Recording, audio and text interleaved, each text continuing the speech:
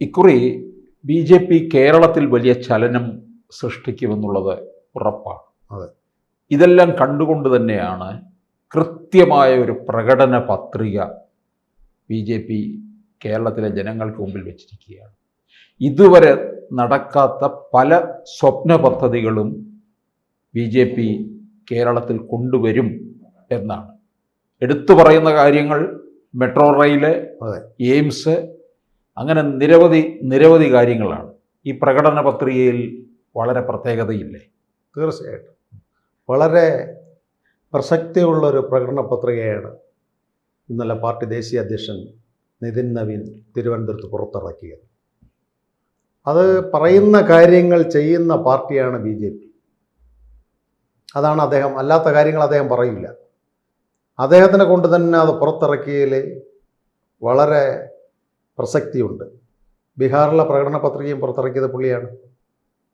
കഴിഞ്ഞ ടൈമിൽ ബീഹാറിലെ യുവജനക്ഷേമ, തൊഴിൽ, ആരോഗ്യകാര്യ മന്ത്രിയായിരുന്നുവെങ്കിൽ തന്നെയും അപ്പോൾ തെരഞ്ഞെടുപ്പിൻ്റെ പ്രധാന ചുമതല കൊടുത്ത ഈ 55-കാരനായ യുവാവായിരുന്നു. അവിടെ BJP ഒന്നുമല്ല ബീഹാറിൽ. അവിടെ നിതീഷിൻ്റെയും ലാലുവിൻ്റെയും ജനതാദളിൻ്റെ നീരാളിപ്പിടുത്തത്തിൽ നിന്ന് ഒരു BJPയെ വൻ രീതിയിലേക്ക് കുതിച്ചു കൊണ്ടുവന്ന യുവ നേതാവായിരുന്നു നിതിൻ നവീൻ. അപ്പോൾ ആ പ്രകടന പത്രികയിൽ ബീഹാറിൻ്റെ മോഡലാണ് തിരുവനന്തപുരത്ത്. കഴിഞ്ഞ മുമ്പേ നിതിൻ ഗവൺമെൻറ് പറഞ്ഞ കാര്യങ്ങൾ 100% അവിടെ നടപ്പിലാക്കി. 2 കാര്യം മാത്രമേ ആ പാട്ന സിറ്റിയുടെ ഒരു ഡെവലപ്മെൻറ്റ് മാത്രമേ നടപ്പിലാക്കാതെ ഉള്ളൂ. അതേപോലെയാണ് തിരുവനന്തപുരത്തിൻ്റെ ഇന്നലെ ഈ പ്രകടന പത്രിക പുറത്തിറക്കിക്കൊണ്ട് അദ്ദേഹം സംസാരിച്ചത്. സൗജന്യ ഗ്യാസ് കണക്ഷൻ അമ്മമാർക്ക്.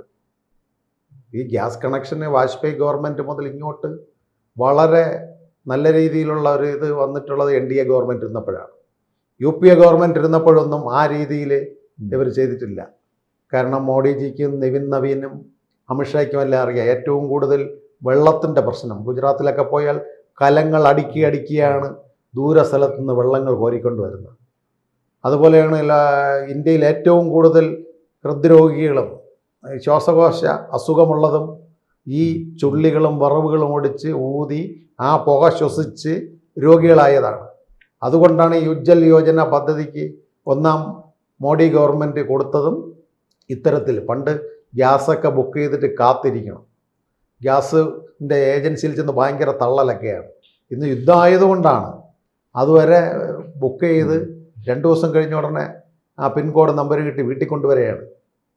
അപ്പോൾ ഭാരതത്തിൻ്റെ ആ വളർച്ച വാജ്പേയി ഗവൺമെൻറ് കഴിഞ്ഞിട്ട് 10 വർഷം മുരടിച്ചു പോയി.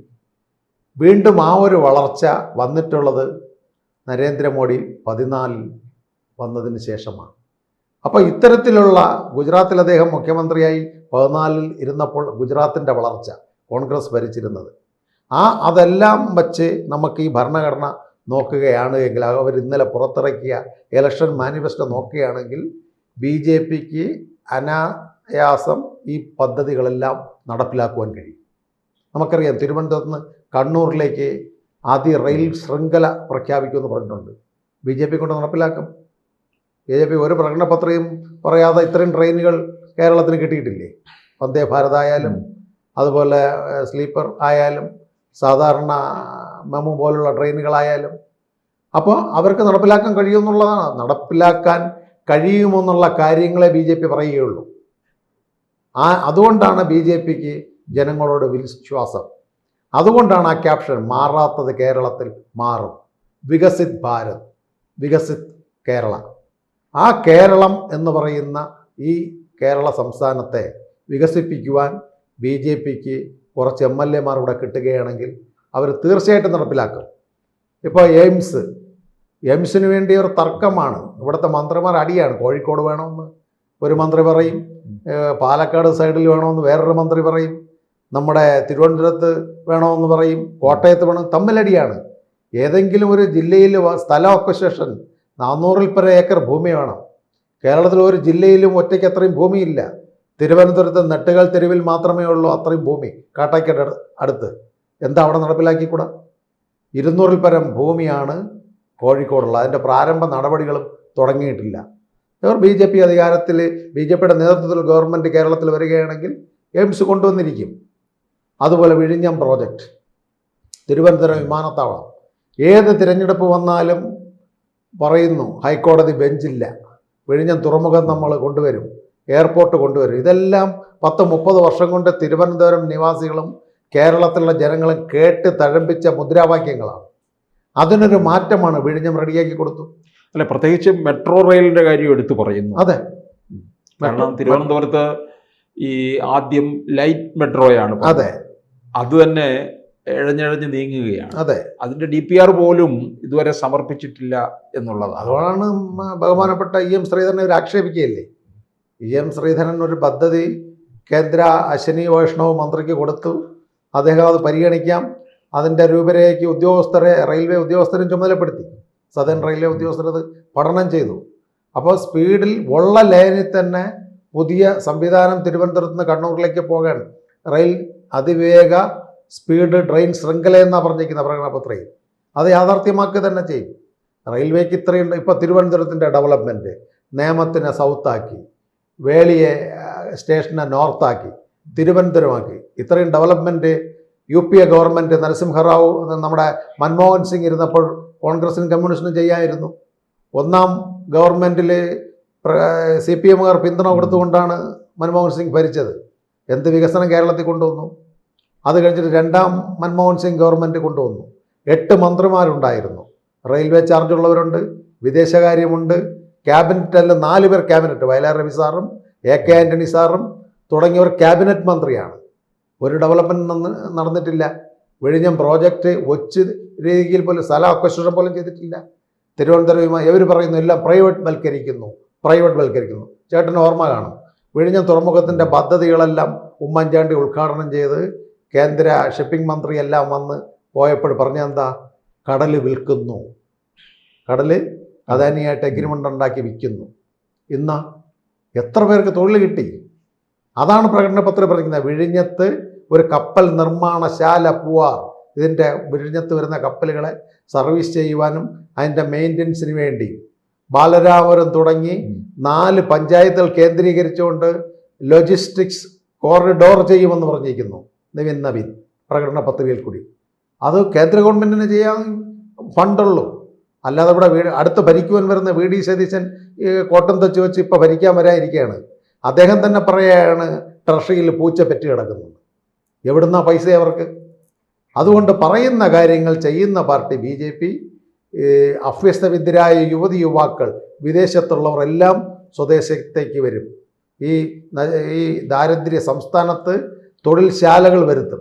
ഇപ്പോൾ അവർ പറഞ്ഞിട്ടുണ്ട് റിസർച്ച് സെൻറ്ററുകൾക്ക് വേണ്ടി ഇവിടുത്തെ റിസർച്ച് സ്ഥാപനങ്ങൾ, രാജീവ് ഗാന്ധി ബയോടെക്നോളജി, പാപ്പനംകോടുള്ള നീസ്റ്റ്, ഗുരുജി ഗോൾവേക്കർ ചെറുവയ്ക്കലുള്ളത്, അതുപോലെ മലപ്പുറത്തുള്ളത്, കാർഷിക ഡിപ്പാർട്ട്മെൻറ്റായിട്ടുള്ള CTCRI ശ്രീകാര്യത്ത് കിഴങ്ങ് ഗവേഷണ കേന്ദ്രം, ഇതിനെയെല്ലാം റിസർച്ച് പർപ്പസത്തിന് ഡെവലപ്മെൻറ്റ് ചെയ്യും. ജോബ് ഓപ്പർച്യൂണിറ്റി കൂട്ടും. യുവാക്കൾക്ക് കൂടുതൽ സംരംഭങ്ങൾക്ക് വേണ്ടി, സ്വയം സംരംഭത്തിന് വേണ്ടിയുള്ള പദ്ധതി 1 ലക്ഷം രൂപ വരെ ഫ്രീ ആയി കൊടുത്തുകൊണ്ട് സ്മാൾ സ്കെയിൽ ഇൻഡസ്ട്രീസ് വ്യവസായശാല തുടങ്ങുവാൻ ഇന്നലത്തെ പ്രകടന പത്രികയിൽ പ്രതിപാദിച്ചിട്ടുണ്ട്. ഇവിടെ LDF UDF എന്താണ് അവർ പറയുന്നത്? ഇവിടെ യുവാക്കളല്ല, ഈ കേരളം ചെറിയൊരു തുറമുഖ നഗരം പോലെയാണ് കേരളം. ഇവിടെ എയർപോർട്ടുകൾ, ഈ കൊച്ചു സംസ്ഥാനത്ത് 5 എയർപോർട്ടുണ്ട്. ഈ കേരളത്തിൻ്റെ വികസനം മുന്നിൽ കണ്ടുകൊണ്ടുള്ള ഒരു വലിയ പ്രകടന പത്രികയാണ് നമ്മൾക്ക് ഇങ്ങോട്ട് സമർപ്പിച്ചിരിക്കുന്നത്. തീർച്ചയായിട്ടും ഏറ്റവും പ്രധാനമായിട്ട് ഇവിടത്തെ വിദേശത്ത് പോയിക്കൊണ്ടിരിക്കുന്ന യുവാക്കളുടെ തൊഴിലുകൾക്കാണ് ഊന്നൽ കൊടുത്തിരിക്കുന്നത്. സ്റ്റാർട്ടപ്പുകൾക്ക് അവർ സ്റ്റാർട്ടപ്പ് തുടങ്ങുവാൻ വേണ്ടി 1 മുതൽ 5 ലക്ഷം വരെയുള്ള നാഷണൽ ബാങ്കുകൾ കൊടുത്തുകൊണ്ട് വ്യവസായ സംരംഭം തുടങ്ങാം. സ്ത്രീകൾ, നാരീശക്തി, ഗവൺമെൻറ് ഇവിടുത്തെ അമ്മമാരുടെ പെങ്ങന്മാരുടെ ഉയർച്ചയ്ക്ക് വേണ്ടി ഭർത്താക്കന്മാർ ജോലിക്ക് പോയാൽ വീടുകളിലിരിക്കുന്ന അമ്മമാർക്ക് തൊഴിൽ അച്ചാർ യൂണിറ്റുകൾ, ചിപ്സ്, മിച്ചർ, സ്വയം സംരംഭങ്ങളായി വളരുവാൻ, മുണ്ടുകൾ നെയ്യുവാൻ, താരി ചുറ്റുവാൻ, വ്യവസായത്തിൻ്റെ ചെറിയ ചെറിയ ഫാക്ടറികൾ തുടങ്ങുവാൻ വേണ്ട സഹായം നാരീശക്തികൾക്ക് പ്രകടന പത്രികയിൽ ഊന്നൽ നൽകിയിരിക്കുന്നു. എന്തിന്? ക്രിസ്മസും ഓണം വരെയാണ് എങ്കിൽ ഗ്യാസ് സബ്സിഡി ഉണ്ട്. 20,000 ലിറ്റർ വെള്ളം ഫ്രീ ആയിട്ട് സൗജന്യമായിട്ട് കൊടുക്കുന്നു. ഇന്ന് ഇലക്ഷൻ നടക്കുന്ന സമയത്ത് പോലും തിരുവനന്തപുരത്തിൻ്റെ പല വാർഡുകളിലും കുടിക്കുവാൻ വെള്ളമില്ല. 44 നദികൾ ഒഴുകുന്ന കേരളമാണ്. അതുപോലെ കുളങ്ങളുള്ളതാണ്. ഈ തിരുവനന്തപുരത്ത് തന്നെ വെള്ളായണിക്കായൽ, ആക്കുളംകായൽ, കരമന നദി, തെറ്റിയാറ്, അതുപോലെ കിള്ളിയാറ് തുടങ്ങിയ ശുദ്ധജല പദ്ധതികൾ, അരുവിക്കര, നമ്മുടെ നെയ്യാർ ഡാം, ഇവിടുന്നൊക്കെ വെള്ളം ശേഖരിച്ച് തിരുവനന്തപുരം നഗരത്തിൽ കൊടുക്കാം. അന്ന് വില്ലണ്ടൻ പ്രഭു ഇട്ട ആ ചക്രവും മോട്ടറുമാണ് ഇന്നും ഉള്ളത്. പുതിയ പദ്ധതികൾ ഈ പുതിയ LDF UDF ഇതുവരെ നടത്തിയില്ല. അതുകൊണ്ടാണ് BJP പറയുന്നത് ഇവർ രണ്ടുപേരും ഒന്നാണ്. പുതിയൊരു കേരളത്തിന് വേണ്ടി സതീശൻ യാത്ര ചെയ്ത് ഇവിടെ വരുമ്പോൾ ഖജനാവിൽ പണ്ട് ആന്റണി സാർ പറയും പോലെ 5 പൈസയില്ല. ആ രീതിയിലേക്ക് കേരളം മാറ്റി UDF LDF. അതുകൊണ്ട് ഇനി കേരളത്തിൻ്റെ യുവതി യുവാക്കൾക്കും സ്ത്രീകൾക്കും കർഷകർക്ക് വളം സബ്സിഡി കൊടുക്കുന്നു. കാർഷിക ഡിപ്പാർട്ട്മെൻറ്റിലെ പുതിയ പുതിയ വിത്തുകൾ റിസർച്ച് ചെയ്ത് മണ്ണത്തിൽ നിന്നും ശ്രീകാര്യത്തു നിന്നും കൊടുക്കുവാൻ തയ്യാറെന്ന് പ്രകടന പത്രിക സൂചിപ്പിച്ചിരിക്കുന്നു. കേരളമെന്ന് പേര് കേൾക്കുകയാണ്, പക്ഷേ കേരളത്തിലെ തെങ്ങുകളെല്ലാം മണ്ടരി പിടിച്ചു പോകുന്നു. അതിനുവേണ്ടി പ്രത്യേക പാക്കേജ് കേന്ദ്ര കൃഷി മന്ത്രാലയം നമ്മുടെ മധ്യപ്രദേശ് മുഖ്യമന്ത്രി ശിവരാജ് സിംഗ് ചൗഹാൻ കൊടുക്കാമെന്ന് പറഞ്ഞിരിക്കുന്നു. അപ്പോൾ എന്തിനും കേരളത്തെ സമ്പൽ സമൃദ്ധമായ ഒരു പുതിയ ഗവൺമെൻറ് ഇവിടെ BJPയുടെ നേതൃത്വത്തിൽ വരികയാണെങ്കിൽ നല്ലൊരു കേരളത്തെ സൃഷ്ടിക്കുവാൻ, മാറാത്തത് മാറ്റി വികസിത കേരളം, ഭാരതത്തിൻ്റെയോടൊപ്പം വികസിത കേരളമാക്കി മാറ്റുവാൻ NDAയും BJPയും തയ്യാറെടുക്കുന്ന പ്രകടന പത്രികയാണ്. ഈ പ്രകടന പത്രിക കേരള ജനത സ്വാഗതം ചെയ്യുമെന്നാണ് പ്രതീക്ഷ. കൂടുതൽ വാർത്തകളും വിശേഷങ്ങളും നിങ്ങളിലേക്ക് എത്താൻ ABC മലയാളം സബ്സ്ക്രൈബ് ചെയ്യുക, ബെൽ ബട്ടണും അമർത്തുക.